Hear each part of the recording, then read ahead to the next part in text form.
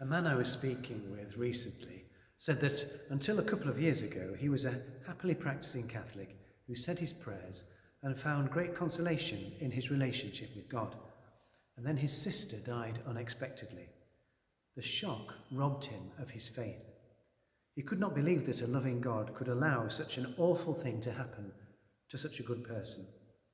He was speaking to me because he wanted an answer, whilst at the same time it was evident that he knew that I could not whip up an explanation that would satisfy him in his continuing grief. I had a flashback when we were talking to the moment 32 years ago when I first read an account of the 18th century philosopher David Hume's argument against religious belief.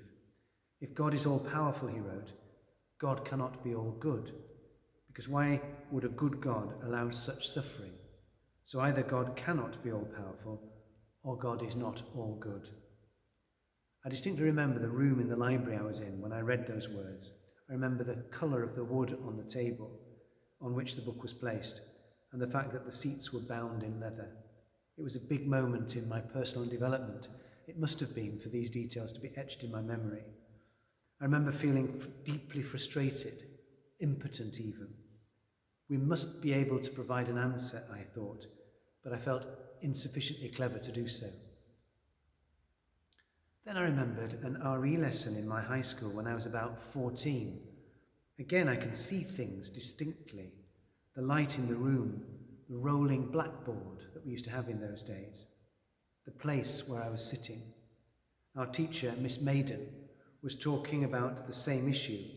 She noted that often personal trauma can shake our faith. I remember raising my hand and saying, "But it need not."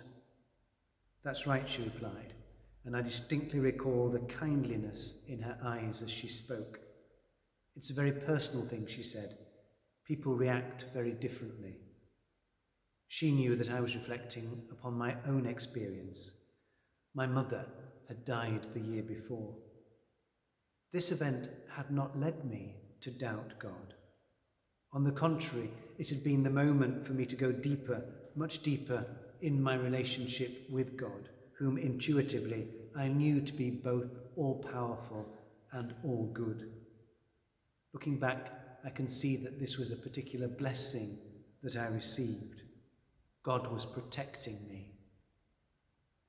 As a priest, I have accompanied many people as they have grieved the loss of somebody who is dear to them.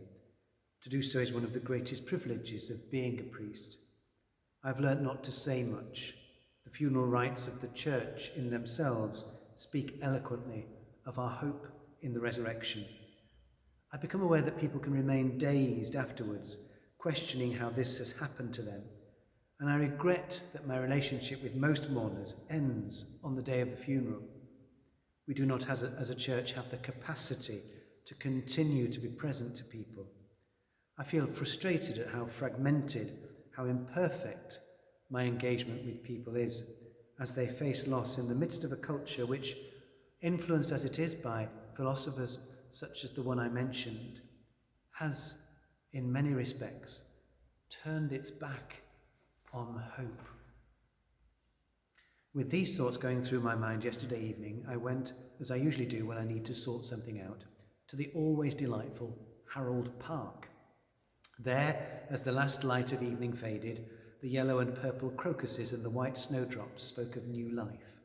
And as I strolled along, I saw a young dad with 4 young children making for the lake, he carrying a big carrier bag, presumably filled with crumbs for the waterfowl, and they running along excitedly here and there, glad to be out with their father, staying ahead of him to show how brave they were, and at the same time glad of his ongoing protection. They would glance back to check he was keeping up. It was a lovely spectacle, and it caused me to grin broadly. As I proceeded around the lake, I thought further about what God was saying to me in this experience. I met a gang of youths, always a bit of a scary event, who were about the same age as I was when Miss Maiden was teaching us all those decades ago. "Father Paul!" exclaimed one. "He was my St. Winifred's priest," he explained to a girl walking beside him. "You were always my favourite pupil," I said. "Nice one, father," he exclaimed, puffing out his chest in a mock show of pride. "What about me?" asked another lad, evidently from the same year group. "You were my second favourite," I explained. "Yes," he said, and bounded onwards with his mates, gratified to have been acknowledged. I felt buoyed up by a sense of fatherliness. The joy of the young dad I had seen a few minutes before was also mine.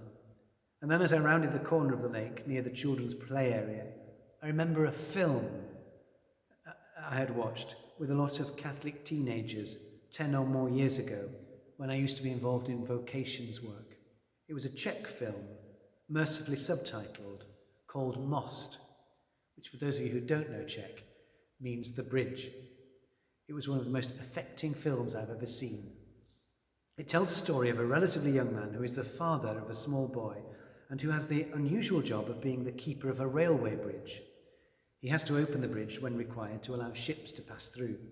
On one occasion, he is at work and his son is playing safely away from the track. But then the boy, upon seeing a train approaching unexpectedly, which his father has not yet noticed, tries to help, but instead falls into the gearworks. The father then has to make a dreadful choice. Unless he lowers the bridge, the train will crash into the river.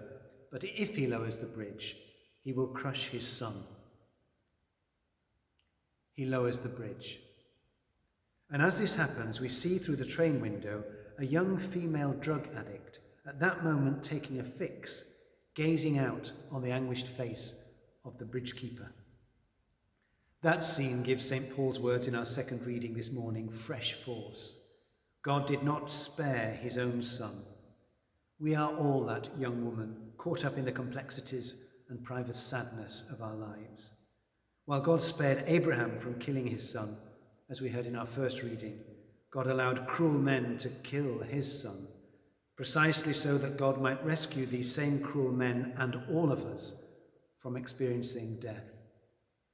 When we reflect upon the great story of Jesus' atoning death on our behalf, the asymmetry of it never ceases to astonish us.